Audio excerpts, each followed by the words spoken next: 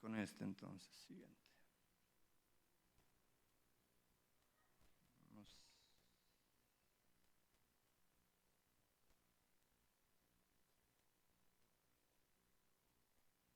Este es el siguiente, ¿no? Ahí está.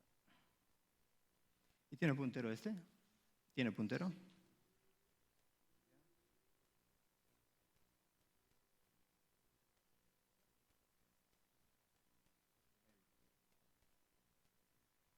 Bueno, esta es una estadística de acá de Argentina, donde se le hizo a unos jóvenes de secundaria una consulta anónima y ahí vienen las barras.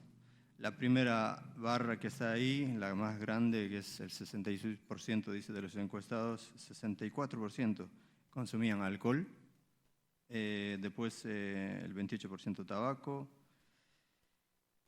Después hay otras cosas, drogas ilegales, dice marihuana 22%, éxtasis 4%, cocaína 3%, inhalantes 3%, pasta base 1%, otras 3%. Después, psicofármacos, y ahí están tranquilizantes 4%, estimulantes 1%. Esto es más o menos un panorama, no es que sea algo real, ¿no? Puede ser la realidad peor o puede ser menos, no sabemos. Siempre cuando uno está contestando, está estigmatizado la persona que consume, entonces no va a decirte que consume. Está mal visto, entonces, donde sea, entonces esconde eso, ¿no? Y eso es lo que queremos, todos los que hablan sobre este tema coinciden en este punto que después les voy a recalcar también. Pero antes quiero que continuemos las estadísticas. Esto rápido lo pasamos porque los números son la parte aburrida de todo, ¿no? Cuando alguien empieza a hablar de números y más cuando empieza a leer uno también la Biblia, los números cansa, pero es importante, ¿sí? Estadísticas. 269 millones de personas consumieron drogas en el 2018, dice, y un 30% más que en el 2009. O sea, del 2009 al 2018 se incrementó un 30%. Y si nosotros hacemos un crecimiento de esto, así como ha pasado en 10 años, es alarmante, ¿no? Ojalá el cristianismo estuviera creciendo de esa medida. Está creciendo con relación a tanto, 30% más conocieron al Señor, pero no es así, ¿no? Nos está ganando los números de los hábitos malos con lo que nosotros tenemos que hacer. Nosotros ya no somos ciudadanos de este mundo, ¿no? Hemos conocido al Señor y nosotros tenemos una función acá en el mundo, pero el mundo está corriendo a una velocidad tan alta y nosotros estamos ahí, como que dormidos. La iglesia en general no está haciendo su rol como lo está haciendo a la velocidad del mundo, ¿no? Después, 35.6 millones de personas sufren trastornos por consumo de drogas a nivel mundial. Estos son datos ya no de Argentina, sino a nivel mundial, ¿sí? ¿Y cuánto salió el censo de Argentina hasta ahora? ¿Alguien sabe? 47, ¿no? Mírense ahí, 35.6, casi como toda la población de Argentina, que ya tiene secuelas de haber consumido droga. O sea, cuánta cantidad tiene que consumir todavía las drogas y después les crea una secuela. Y imagínense todo el país de Argentina dispersos en el mundo ya con secuelas de algún consumo, ¿no? De estas drogas. Es demasiado. A veces nosotros no vemos la realidad que está pasando en nuestro mundo. Y los números no mienten, ¿no? Después dice, solo 1 de cada 8 personas que necesita tratamiento de adicciones lo reciben. De todo este número, por vergüenza, no sabemos por qué causa, queda así, sin tratamiento, y este número va a seguir creciendo. Entonces necesita un tratamiento. Si no conocen que es una enfermedad, esto sigue así, sigue propagándose. Si a una persona que tiene diabetes no le diagnostican, él sigue comiendo mal, tomando azúcar y entonces sigue agravándose esa enfermedad, ¿no? Entonces, qué importante el conocimiento. Y después dice, las incautaciones de anfetaminas se cuadruplicaron entre 2009 a 2018, mejor dicho. Y todo sigue creciendo. Por más que haya más controles, sigue creciendo. Hay más producción. Y vamos a hacernos algunas preguntas. ¿Por qué algunas personas continúan consumiendo a pesar de saber lo que genera? Dice. Son pocos los que consumen y no saben lo que genera. Así como el cigarrillo que dice, incluso en la tapa, esto te va a producir cáncer de pulmón, dice, pero a pesar de eso lo consumen. ¿Por qué? Y vamos a responder después a estas preguntas, ya viendo, ¿sí? Pero bueno, hacerse preguntas e ir respondiendo, ¿no? Después, ¿qué pasa? ¿No les importa la salud, su salud de ellos, la de su familia? ¿Por qué pasa eso, que estas personas se autodestruyen y además destruyen a sus seres amados también, ¿no? ¿Qué pasó en la cabeza? Después, ¿qué pasa en su cabeza que el pensamiento racional, o sea, si yo pienso lógicamente, no lo debería hacer, no lo voy a hacer, pero algo pasó en la cabeza que ya el raciocinio se pierde y ya no razono y empiezo a actuar impulsivamente, ¿no? Siguiente. Vamos a ver un poquito de nuestro cuerpo. Algo pasa en la cabeza entonces. Y ahí hay un esquema donde dice las drogas. A ver, vamos a... Acá está. Y acá es la parte donde vamos a hablar el núcleo accumbens, lo que dice, ¿sí? Entonces, las drogas, sean legales o ilegales, las que usamos los médicos también producen estas cosas. Van por el sistema sanguíneo o por cualquier otro sistema y llegan a la cabeza, y ahí en la cabeza activan un sistema de recompensa que se llama, y ahí justo en la parte que les haya pintado, acá, y ahí se libera una sustancia que se llama dopamina, y otras más, pero la más importante es la dopamina. Y esta dopamina crea una respuesta en toda la cabeza, más en estos sectores, acá en la corteza prefrontal y en la base, ya alterando el funcionamiento de la cabeza, ¿sí? Entonces, si yo consumo una droga, inmediatamente se libera dopamina diciéndome que esa sustancia está buena, entonces va yendo a la cabeza, a la parte frontal, donde ya va activando otras conexiones nerviosas, donde me dice que esa sustancia se ha conseguido de esta forma, entonces va aprendiendo la cabeza.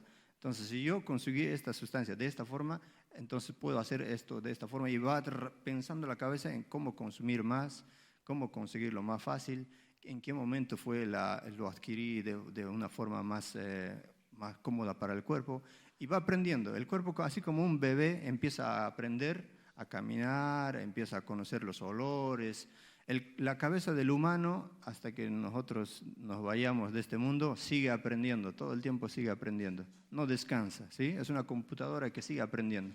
Entonces nosotros cuando consumimos esa droga, crea una respuesta en la cabeza, liberando y esa dopamina, y el cuerpo quiere más y empieza a hacer mueve el CPU que yo agarrara esa compu, lo meto a otro programa y empieza a trabajar con el fin de conseguir esa droga, ¿sí? Bueno, entonces, repasamos. Las drogas legales y ilegales activan ahí el sistema de recompensa en el núcleo de accumbens, y esto genera la liberación de dopamina, ¿no? Entonces, eso es lo que producen las drogas, pero además de eso se suma otra cosa que se llaman los refuerzos, lo que estaba hablando hace un momento. O sea, la actividad que yo haga durante el día, sea buena o sea malo, el cuerpo, la cabeza va aprendiendo, y esta cosa es buena para mí, esta cosa no es buena. Por ejemplo, comer. El cuerpo humano sí o sí necesita comer. Entonces un bebé cuando va creciendo sabe que haciendo cierta cosa va a comer. Llorando voy a comer. Entonces chilla y le dan la comida, ¿no? Entonces así va aprendiendo. Y nosotros de grandes, entonces sea una actividad, cualquier actividad que hagamos, el cerebro selecciona si esto es bueno o malo para el cuerpo. Y la dopamina, cuando se libera, es el que el cuerpo piensa que es algo bueno, ¿sí? Entonces, cuando nosotros comemos, cuando nosotros realizamos ejercicio, cuando nosotros realizamos cualquier actividad que es buena para el cuerpo libera dopamina, y entonces sabe que eso es bueno para el cuerpo y lo pone como prioridad. Entonces, comer es una prioridad para la supervivencia del cuerpo. Entonces, la actividad es un refuerzo, habíamos dicho, ¿no? Entonces va al núcleo accumbens, liberación de dopamina, lo mismo, pero aquí está lo peligroso. Pónganle que el cerebro va aprendiendo que haciendo ciertas cosas consigo más fácil esa sustancia, ¿no? Entonces, al mirar yo, en ejemplo de una droga, al mirar yo solamente una jeringa, eso es el refuerzo. Veo una jeringa y mi cabeza ya empieza a pensar que con una jeringa entonces va relacionado con la droga, así voy a conseguir, y ya se libera la dopamina antes de incluso que haya ingresado la droga en mi organismo, ¿sí? Entonces, al mirar ciertas cosas, por ejemplo, en el alimento, si yo empiezo a olfatear algo, ya mi cabeza sabe que va a haber comida. O si yo voy a cierto lugar o si es cierto horario, mi cabeza ya hace un refuerzo en la cabeza y ya me incita a comer. Y así son los refuerzos en cualquier hábito. Pónganles que yo tengo un horario en el día donde no hago nada y ya sabe mi cabeza que no voy a hacer nada en ese horario y ya se dispone para hacer algo que siempre le gusta a mi cabeza. Y así, en la droga entonces los refuerzos son los peligrosos que van activando mucho más antes incluso de que yo ingiera la sustancia, la droga, y ya va haciendo, ya se va liberando la dopamina, haciéndome esa necesidad imperiosa de tomar la droga. Ahí viene el síndrome de abstinencia. La persona no consume la droga, pero está viendo cosas que le estimulan y el individuo se pone loco y ese es el síndrome de abstinencia, ¿no? Porque ya se está liberando dopamina y necesita esa. Es como el cuerpo piensa que la droga es su alimento y si no consume el alimento va a morir y entonces el cuerpo reacciona según eso. Entonces, cuando la dopamina se ha liberado en el cuerpo, genera dos acciones importantes. Uno, aprender cómo lo conseguimos. La cabeza entonces está aprendiendo. Así, de esta forma lo conseguí y voy a tener que hacerlo nuevamente. Y piensa solamente en eso, de cómo conseguir nuevamente esa sustancia. Y la otra, repetirlo todos los días. Lo hice en este horario y en este horario era como que más cómodo y empieza cada día que llega ese horario y lo quiero consumir. Pónganle un viernes, ¿no? Con el mundo. Es viernes, ya la gente ya sabe que tiene que ir a tomar o hacer cosas. Ya como que se hizo un hábito. Llega el fin de semana y ya quieren ir a eso. Y esos son los refuerzos. Ejemplo, ponerle a jugar a la pelota. El cuerpo se ha habituado al que los fines de semana voy a ir y ya llega el fin de semana, mi cuerpo ya me está llamando. Se hace hábitos. Y ese hábito y ya es una acción automática. Entonces, el cerebro aprende que la cocaína, ejemplo, ¿no? Es importante para la supervivencia, llegando a ser más importante de todo, incluso más que comer, ¿sí? Ahí está la alteración. Si la dopamina era buena para la supervivencia, para los instintos de un ser, pero en este caso ha reemplazado las prioridades y ha puesto al número uno a la cocaína, incluso suprimiendo lo que era esencial para la vida. Por eso los individuos cuando caen en esto, llega a las consecuencias donde ya no comen, ya no duermen. El cuerpo ya no funciona naturalmente, solamente su única prioridad es consumir las drogas. Y todo porque se ha producido una modificación a nivel cerebral también.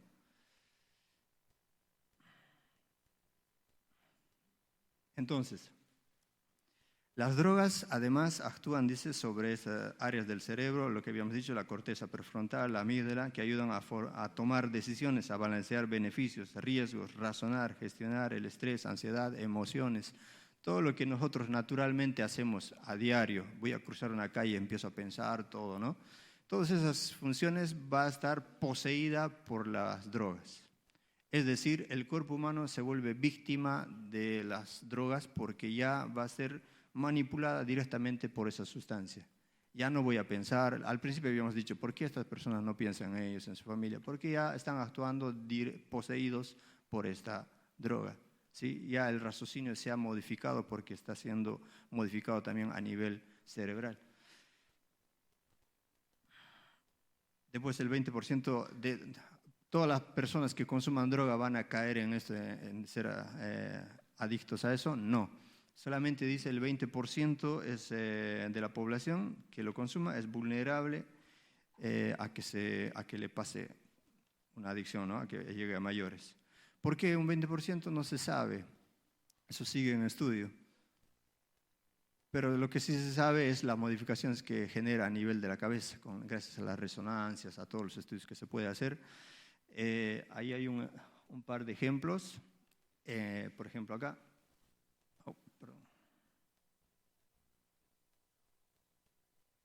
Este es el paciente sano y este es el que ha abusado de anfetaminas, dice, metanfetaminas, dice acá. Y acá un paciente sano y este es un paciente con Parkinson. ¿Sí? Acá siendo estimulado a sustancias que suelen elevar la dopamina o actividad. Esto es las células trabajando y son sensibles, están activas. Pero una persona que ya abusa del consumo, como que están dormidas esas zonas cerebrales donde tiene que actuar y ya no actúan. Están como que dormidas. Por eso necesitan dosis más altas, más altas, más altas para volver a reaccionar con eso. Y acá lo mismo, hasta esto es normal y acá ya casi como no tiene la misma actividad que tiene acá. Llegando incluso, comparen a ese paciente que ha abusado de las drogas con un paciente con Parkinson. Imagina a qué grado llega el daño a nivel cerebral.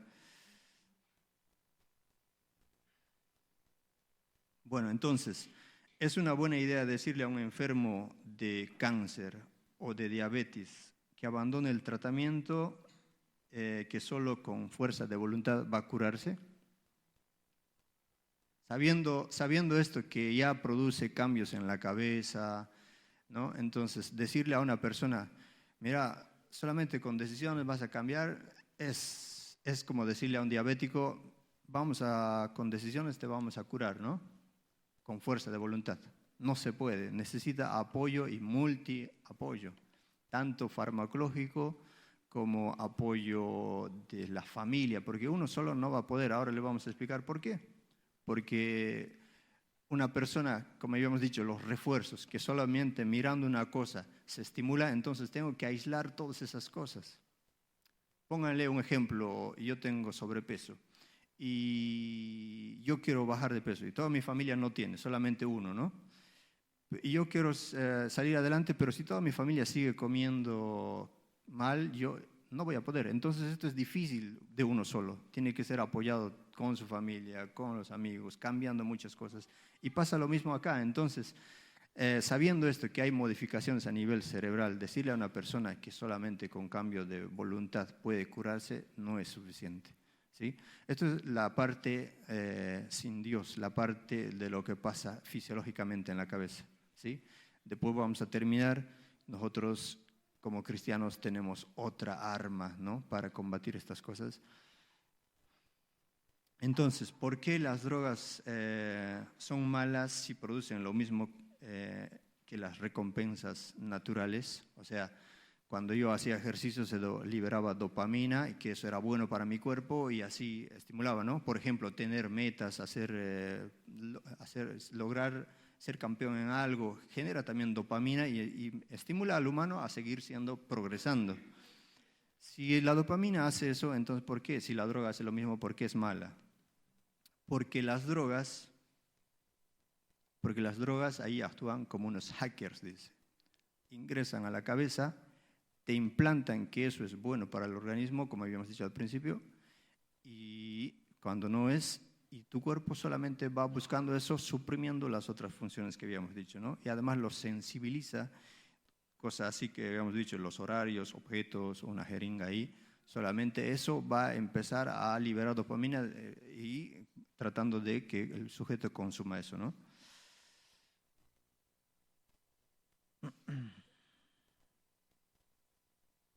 Entonces, ¿por qué algunos se vuelven adictos y otros no? Y esto es lo que se sabe.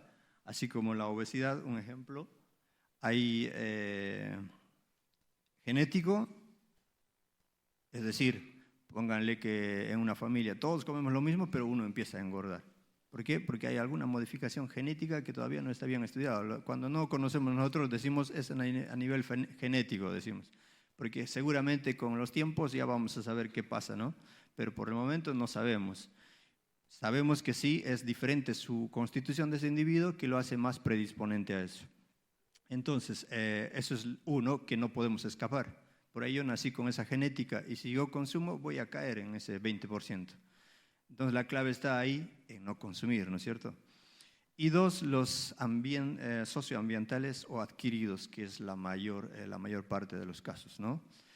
¿Qué quiere decir eso con ambientes socioambiental? El estrés, aislamiento y desconexión, el estrés.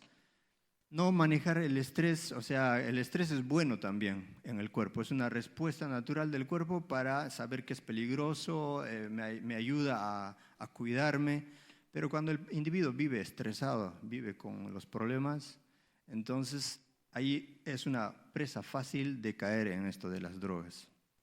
El aislamiento y desconexión, vivir solo en este mundo, vivir como el llanero solitario, soy una presa fácil también. Y esto nos lo enseña la Biblia también, de ir siempre acompañado, ¿no?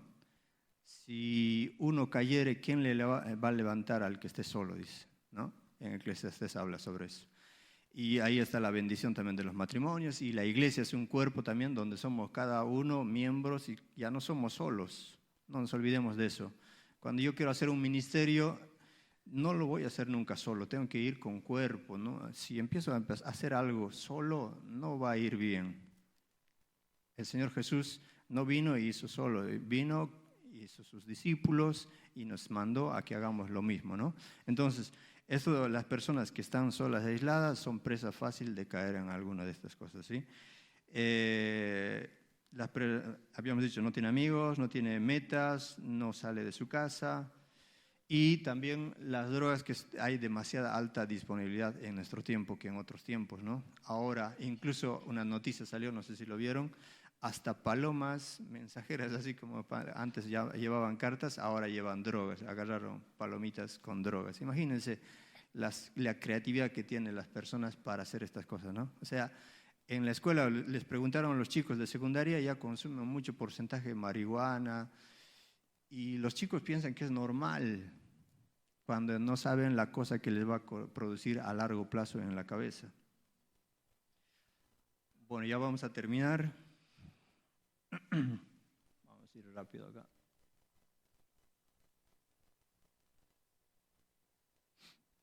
Bueno, entonces, ¿cuáles son las señales de que alguien tiene un problema de drogas? Porque pasó alguna vez de una familia cristiana que no sabían los papás y después ya cuando era tarde se dieron cuenta que su hijo había caído en eso.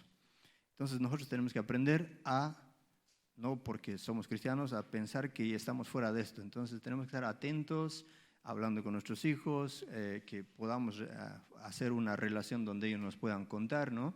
Y entonces, ¿cómo puedo yo detectar o por ahí a un vecino, a un amigo, señales de que alguien tiene consumo de drogas? Cambia mucho de amigos, es una persona inestable, ¿sí? Entonces, donde sea que hace es inconstante. Después pasa mucho tiempo solo, lo que habíamos dicho al principio. Pierde interés en sus cosas favoritas. Antes le encantaba hacer los deportes, pónganle, y ahora ya no viene más a los deportes, dejó de hacer lo que le gustaba. Hemos notado un cambio importante en esta persona, ¿no? Después no se cuida a sí mismo, empieza ya el desaseo personal, incluso el mismo cepillado de dientes, ya no hay un cuidado personal de la persona, ¿sí? Porque su cabeza ya no está funcionando eso, solamente piensa en otra cosa. Se siente cansado o triste, come más o menos, siempre no está equilibrado, tiene mucha energía y después hablar rápido o decir cosas que no tienen sentido, dice, está de mal humor, pasar rápidamente entre sentirse mal y sentirse bien, o sea, una persona tan cambiante, está deprimido, después lo ves eufórica, algo raro hay ahí. Ausentarse de citas o compromisos importantes, pónganle que hoy es Navidad y siempre en familia nos tenemos a reunir, no está esa persona o un cumpleaños, hay banderitas rojas, ¿no? Puedes tener problemas en el trabajo o en la escuela. Si le está yendo mal en la escuela, algún problema tiene que tener. puede haber en el hogar, no sé, hay que investigar. O en el trabajo, si le está yendo mal en el trabajo, ¿qué pasa? Algo está pasando, son cosas que tenemos que buscar. Debes tener problemas en relaciones personales o familiares. Hay armonía en el hogar con Cristo, ¿no? Pero en el mundo también hay armonía, pseudoarmonía, una armonía que inventa el mundo. Hasta esa pseudoarmonía que inventa el mundo también se rompe gracias a las drogas. Después las familias vienen destrozadas y ya casi es imposible recomponerla sin Cristo, ¿no? Vamos a las últimas 2 diapositivas, viendo todo esto que hemos mencionado sobre lo que produce las drogas a nivel de la cabeza. En Juan 8:34 nos dice: de cierto os digo que todo aquel que hace pecado, esclavo es del pecado. Y el último coro que cantábamos decía el Señor, Él es el león de Judá, decía, y Él tiene poder para salvarnos del pecado, decía. ¿Para qué vino el Señor Jesús a la tierra? A morir en la cruz porque estábamos condenados, todos los humanos estábamos condenados, entonces necesitaban la salvación del pecado. Y vino el Señor Jesús para eso, para salvarnos del pecado. Y ahí están las drogas y todo lo que vos te imagines, ¿sí? Entonces el mundo está tan mal porque no tiene a Dios. Nosotros, dentro de la familia cristiana, también el mundo se está metiendo en la familia cristiana y estamos empezando a tener problemas que no tendríamos que tener. Y ahí es donde nosotros tenemos que reforzar en esto, ¿no? ¿Por qué el Señor Jesús ha venido? ¿Para qué ha venido a mi vida? Entonces, no podemos ser más nosotros esclavos del pecado porque ya hemos conocido al Señor Jesús, ¿sí? Entonces, puede haber que un cristiano pueda caer en esto, pero se va a levantar con el apoyo de su familia, con el apoyo de nosotros, con el cuerpo, ¿sí? Entonces, a eso es lo que ha venido el Señor Jesús. Si no, la sangre de nuestro Señor Jesús no tendría poder, ¿sí? Entonces, no dejemos de creer esto. Si por más la ciencia que te diga ya es incurable, ahí está donde Dios hace los milagros invisibles que Él siempre hacía, ¿no? Cuando hacía algún milagro decía, no le cuentes a nadie, porque la gente se deja convencer por esas cosas, solamente se atrae de los milagros. El Señor Jesús sigue haciendo, Dios sigue haciendo milagros y que nosotros no nos damos cuenta a diario. Y esas lesiones que hay en la cabeza, el Señor Jesús también lo puede curar. Romanos 6 dice, Romanos 6, ¿qué pues? ¿Pecaremos porque no estamos bajo la ley, sino bajo la gracia? En ninguna manera, dice, ¿no? Porque en el tiempo de Pablo, cuando el Señor Jesús vino y ya estaban anunciando el Evangelio, habían dejado el judaísmo, entonces la gente empezó a un libertinaje en vez de la libertad que ofrece el Señor Jesús. Y ahí es necesario que Pablo hable esto para afirmar para qué había venido el Señor Jesús. Entonces dice, ¿qué pues? ¿Pecaremos porque ya somos salvos todos por gracia, por fe? No por obras, vamos a pecar entonces, ya no sirve de nada las obras que yo hago. No, dice, en ninguna manera. ¿No sabéis que si os sometéis a alguien como esclavos, o sea, nosotros cuando ya aceptamos al Señor Jesús, nos sometemos a Él voluntariamente como un esclavo se somete a su amo? Y yo le hago caso a Él. Entonces, ¿no sabéis que si ustedes se someten como esclavos, dice, para obedecer, sois esclavos de aquel a quien obedecéis, sea para el pecado, para muerte, o sea a la obediencia para justicia? Entonces, en este mundo solamente hay 2 tipos de personas: esclavos del pecado y esclavos del Señor Jesús, esclavos por amor del Señor Jesús. Entonces, el Señor, no nos olvidemos de eso.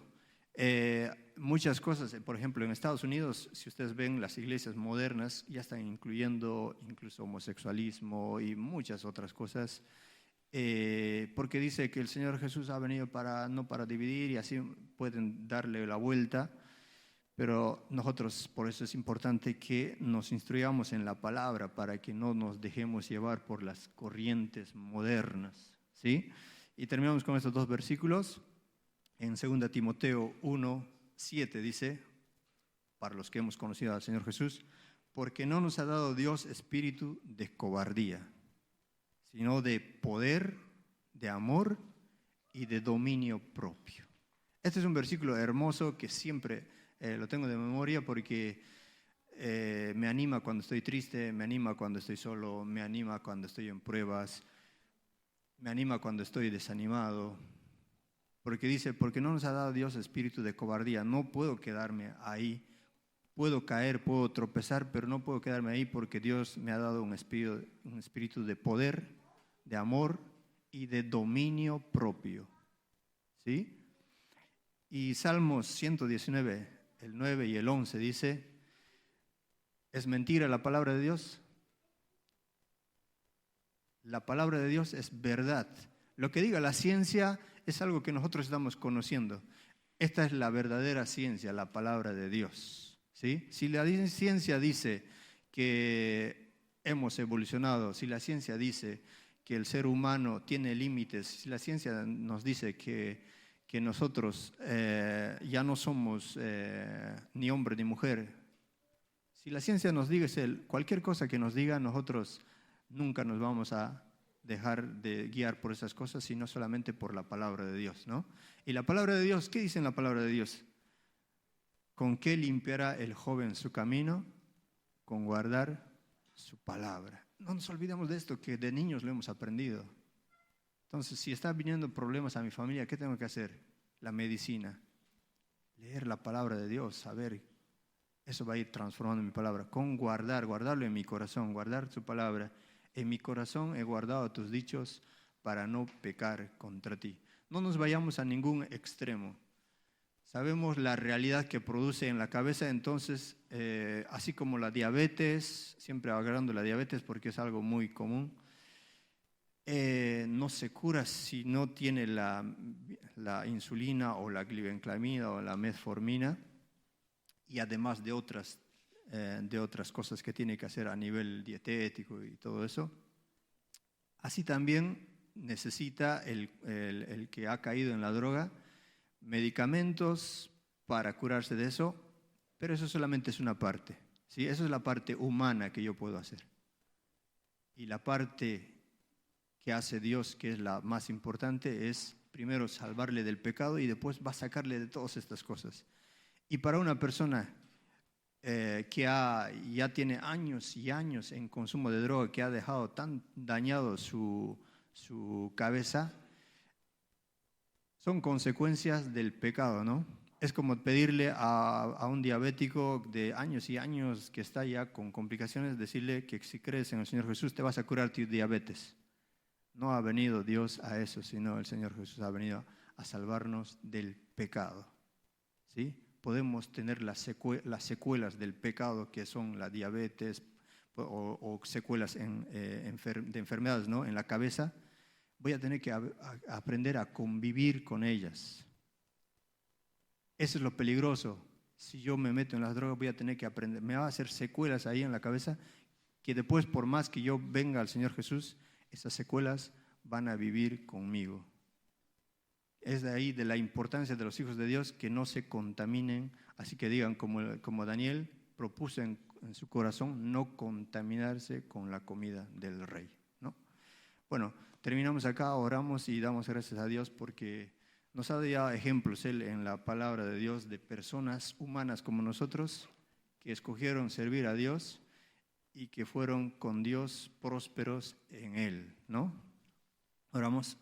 Padre Dios, te damos gracias porque nos has reunido acá y Señor nos hablas mediante tu palabra, Señor nos refuerzas las cosas que pasan en este mundo y nosotros las que tenemos que hacer, las que deberíamos hacer, Señor, y reconocemos que no somos los siervos que deberíamos ser en este tiempo donde se está sumergiendo más en el mal. Te pedimos, Señor, que tu misericordia para con nosotros, para que, Señor, podamos hacer la obra que tú quieres que hagamos, Señor. Que este grupo que se reúne acá, Señor, que este cuerpo pueda unirse cada vez más y ser la luz que ilumine en este barrio, Señor. Gracias te damos por todo, en el nombre de nuestro Señor Jesús. Amén.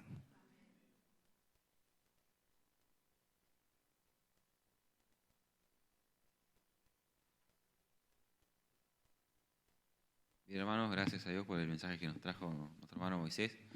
Dios quiera y nos ayuda a que podamos guardarlo en nuestro corazón y aplicarlo a nuestra vida.